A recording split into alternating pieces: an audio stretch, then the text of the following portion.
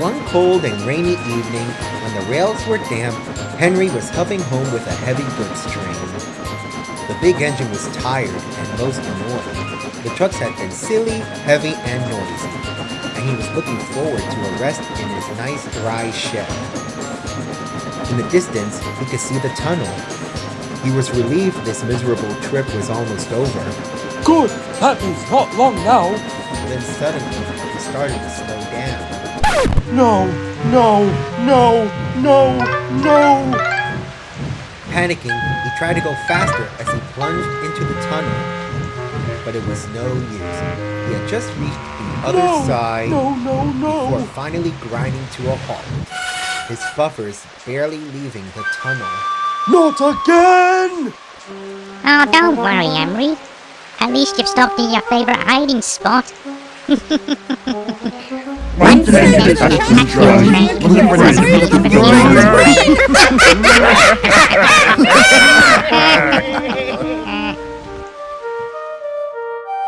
Anyone who knew Henry the Green Engine knew the story of his tunnel.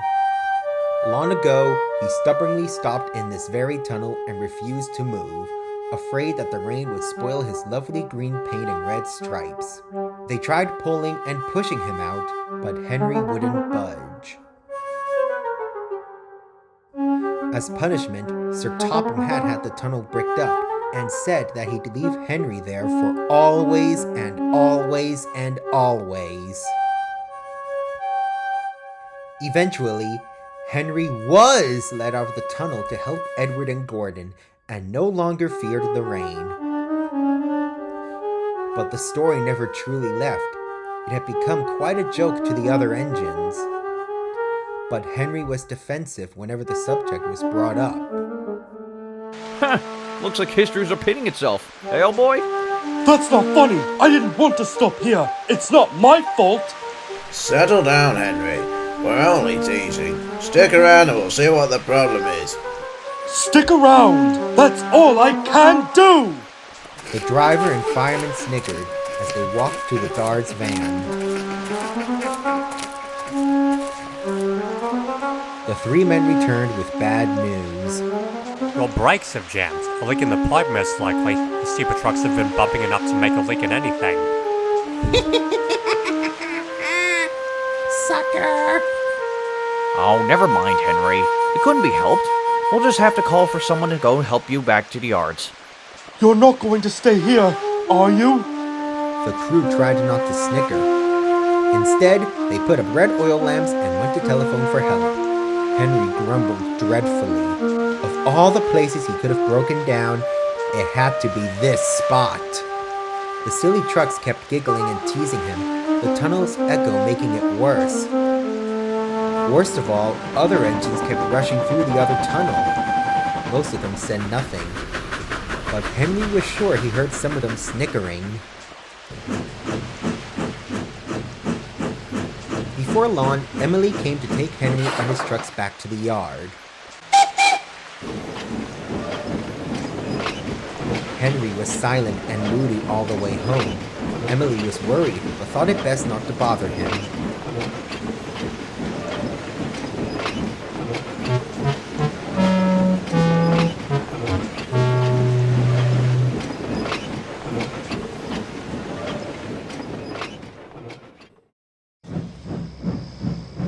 That night, Henry's brake pipe was mended, and he glummed back into the shed. Of course, the story of today's mishap reached the shed before he did. It's fascinating. Henry has the worst luck with tunnels, and it's always the same one. Shut up! It was the stupid truck's fault, not mine! Hey, just saying, if you're going to keep stopping in the tunnel, maybe you should try living in it again. Maybe I should. Save me from spending another minute with the pipsqueak who can't handle tar wagons or bees. At least they didn't need bootlaces to fix my brakes. That's enough, you two. Henry's had a long day. Honestly, Henry, I know the story causes you embarrassment, but you should really move on. We've all had embarrassing incidents at least once. Yeah, and James knows that better than anyone. The point being that continue to let the tunnel incident fester in you is unhealthy and undignified. Oh, really? And I suppose getting stuck on that hill more than once is healthy and dignified then. Good night.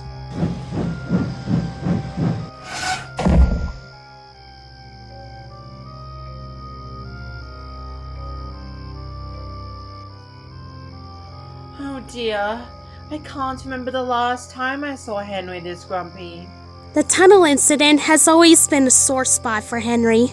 I only meant that he's come a long way since then, and he doesn't have to keep holding it over his smoke box. So why didn't you just say that, Gordon? Well, why didn't you, James?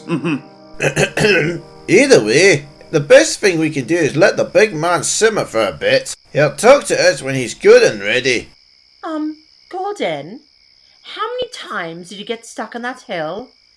And James, what's this about tar wagons and bees? The other engines laughed. Gordon and James were in a deep state of red. Suddenly, hiding in a tunnel didn't seem like a bad idea. Henry didn't sleep too well.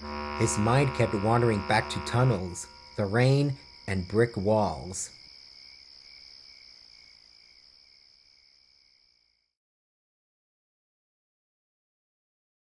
When the morning light crept through his eyelids, he couldn't feel his fire burning.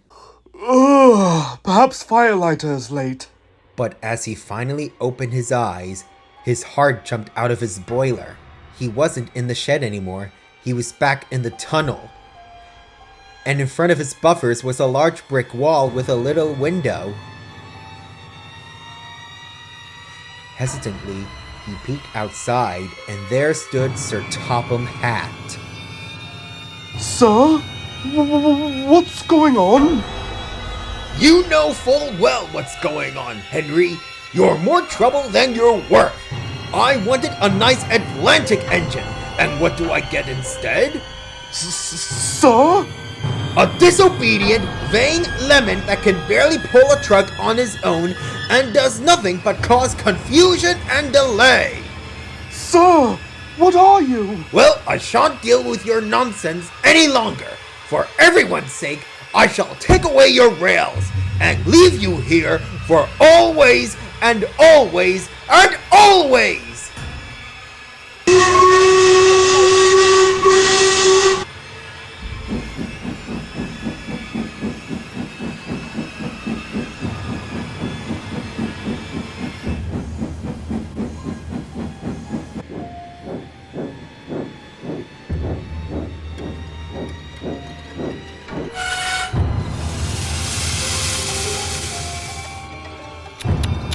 Oh, bad luck, Henry. You had such a lovely coat. Don't worry, I'll take good care of it. And your number 2. Sir, wait, come back, please. Don't leave me. I promise I can be better. Just please, let me out. Let me out. No, please. Please let me out. Don't leave me. Henry! Henry, wake up!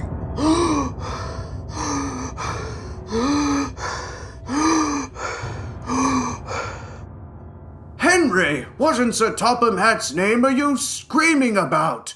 Henry couldn't answer. He could barely speak. He was too frightened and embarrassed. The other engines didn't say anything either. They just stayed by Henry's side for the rest of the night until he finally calmed down.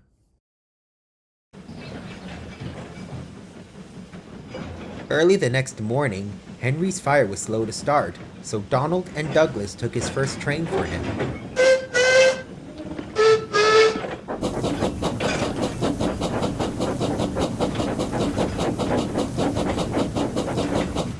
As he sat waiting for steam to build up, poor Henry still felt tired and miserable.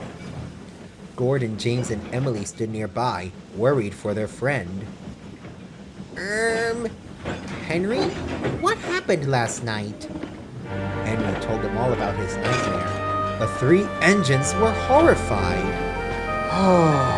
You see why I hate that story of the tunnels so much? It's embarrassing and reminds me of what I used to be. A vain, pouty puffer who could barely show a wheel. Used to be is the right phrase, because looking at you, we see no such engine, Henry. Indeed. Instead, we see an enterprising engine, a strong, sensitive giant who overcame the adversity of his old ways and now proves himself capable every day. And also one who needs to learn to take care of himself, because he's worth more than he thinks. Despite himself, Henry managed a little smile as his friend's words sunk in. Later that evening, Henry asked to have a long talk with Sir Topham Hatt. A long, friendly, and reassuring talk that helped ease any other worries Henry may have carried throughout the day.